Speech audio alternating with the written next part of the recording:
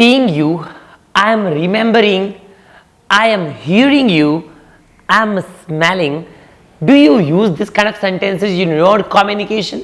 Guys, क्या आप भी ऐसी गलतियां करते हैं और किसी वर्ब के साथ आप ing का इस्तेमाल कर देते हैं और साउंड करते हैं बहुत ही गंदा, जैसे seeing, knowing, remembering और hearing? तो ध्यान रखना है, ऐसी गलतियों को हम रोकने के लिए आज सीखेंगे इस वीडियो में, और मैं बताऊंगा कि कहां ing का यूज करना है और कहां ing नहीं एंड बिल्कुल नहीं यूज होगा, क्योंकि ये कुछ वर्ब्स कुछ खास कैटेगरी के अंदर आते हैं जिसके अंदर आप ing का यूज कभी नहीं कर पाएंगे एग्जैक्टली उस सेंस में जिस सेंस में आप इसका यूज करना चाहते हैं, जो हिंदी इसके लिए आप यूज करना चाहते हैं अंग्रेजी में। तो ध्यान रखना है कि आज के इस वीडियो के लिए आपको कंप्लीट इस लेक्चर को कंप्लीट सुनना होगा, क्योंकि आज ये वीडियो आपके लिए बहुत इंपॉर्टेंट होने वाला है, क्योंकि ing का फॉर्म हम कहीं भी कभी भी किसी भी वर्ब के साथ लगा देते हैं और अंग्रेजी बोलना शुरू कर देते हैं। तो स्टूडेंट्स, आज मैं आपको इस वीडियो के अंदर बताऊंगा कि किस वर्ब के साथ ing लगता है और किस वर्ब के साथ नहीं लगता है। तो stay connected with English Station, because if you want better communication, stay connected with English Station। चलते हैं स्टूडेंट्स नए टॉपिक की तरफ। तो आज का हमारा टॉपिक है, एक बेहतरीन सा टॉपिक है हमारे पास आज, एंड उस टॉपिक का नाम है verb of perception. Verb of perception.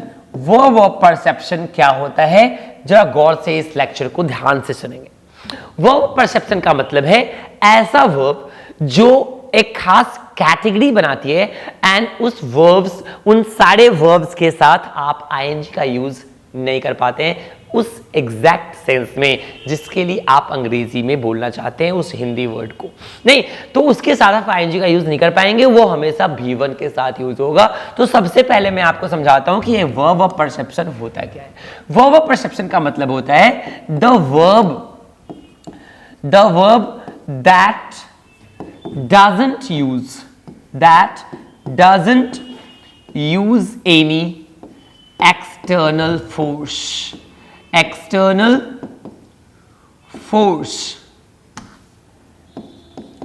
to be done। यानी होने के लिए ऐसा कोई एक्शन जिसको कंप्लीट होने के लिए नहीं, बाहरी एक्सटर्नल फोर्स की कोई जरूरत नहीं, यानी आप उसमें जोर नहीं लगाते, कोई बाह्य बल नहीं लगाते। तो ऐसे वर्ब्स के लिस्ट को हम कहते हैं वर्ब ऑफ परसेप्शन। और इसकी खासियत क्या होती है कि ऐसे वर्ब्स, यानी इस तरह के verbs, it doesn't take ing with it in its original use। यानी कि जब इसके वास्तविक यूज में आप इसको यूज करेंगे, यानी कि इसके एग्जैक्ट मीनिंग में इसको आप यूज करेंगे, तो ये ing का इस्तेमाल अपने साथ नहीं करेगा। तो मैं आपके साथ चलता हूं आगे और बताता हूं कि आप ऐसे सेंटेंसेस को कैसे गलत करने वाले हैं। यदि आपको बोलना है अरे मैं तुम्हें तो जान रहा हूं, मैं तुम्हें जान रहा हूं, ऐसे सेंटेंसेस को यदि आप अंग्रेजी में बनाना चाहते हैं, मैं तुम्हें जान रहा हूं, ing मतलब कंटिन्यूअस, आपको पता है। टाइम एंड टेंस मैंने आपको ऑलरेडी पीछे वाले लेक्चर में ऑलरेडी बताया हुआ है, बहुत अच्छे से एक्सप्लेन करके मैंने आपको दिया है। जस्ट यदि आपने नहीं वॉच किया है तो जाओ एंड वॉच करो एंड अपनी कॉन्सेप्ट को हमेशा के लिए क्लियर करो। तो डीसुस, मैं तुम्हें जान रहा हूं नहीं, मैं इसे सूंघ रहा हूं, मैं याद कर रहा हूं। ऐसे सेंटेंसेस यदि आपको अंग्रेजी में बनाने हैं, तो यदि आप इसे सिंपल प्रेजेंट कंटिन्यूअस सोच करके यदि आप ट्रांसफॉर्म कर देंगे और सेंटेंसेस को बनाएंगे ऐसे, आई एम नोइंग यू, क्योंकि आप क्या करते हो, जैसे मैं खा रहा हूं तो क्या लिखते हो, नहीं, आई एम ईटिंग, तो मैं इसे मैं जान रहा हूं तो आई एम नोइंग यू करोगे ना। मैं इसे सूंघ रहा हूं, आई am smelling it, I am smelling it. Wow, मैं याद कर रहा हूं, आई am remembering, I am remembering. नहीं तो आप ऐसे सेंटेंस यदि बनाने का सोच भी रहे हैं तो इमेजिन भी ना करना, प्लीज ऐसे सेंटेंसेस मत बनाना, क्योंकि यदि आपको दिमाग में आ रही होगी बात, यदि समझ पा रहे तो आप एक बहुत ही ब्यूटीफुल सी चीज प्लीज समझिए, सूंघने में, जानने में, याद करने में, और ऐसी बहुत सारी चीजें जैसे लाइक किसी चीज को सुनने में नहीं, महसूस करने में, ऐसे सेंटेंसेस में आप क्या फोर्स लगाते हैं? कभी कुछ सूंघना होता है तो क्या कैसे करते हैं आप? ऐसे सूंघते हैं, फोर्स लगा के सूंघते हैं। किसी को जानना होता है तो आप कैसे, बहुत ही एक्सटर्नल फोर्स लगाते हैं, हाथ पर मारते हैं तब किसी को जानते हैं आप। ऐसा बिल्कुल नहीं होता है, कोई बाह्य बल की जरूरत नहीं, बस जानता हूं तो जानता हूं, एक्सटर्नल फोर्स कोई मूवमेंट नहीं है इसमें।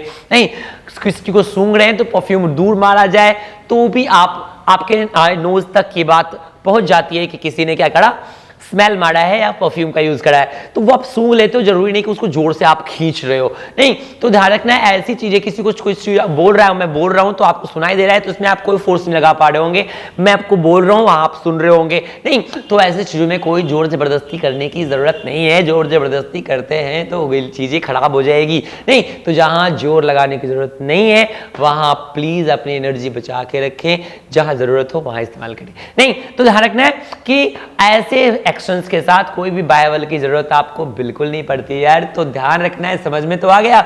ऐसे जितने भी आपके एक्शंस होते हैं जिसमें आप बाह्य बल का इस्तेमाल नहीं करते, एक्सटर्नल फोर्स यूज नहीं करते, उसको बनाना है तो कैसे बनाओगे आप? ये सारे सेंटेंसेस क्या हो गए आपके? पहले गलत हो गए, अब इसको सही करना है तो कैसे करोगे?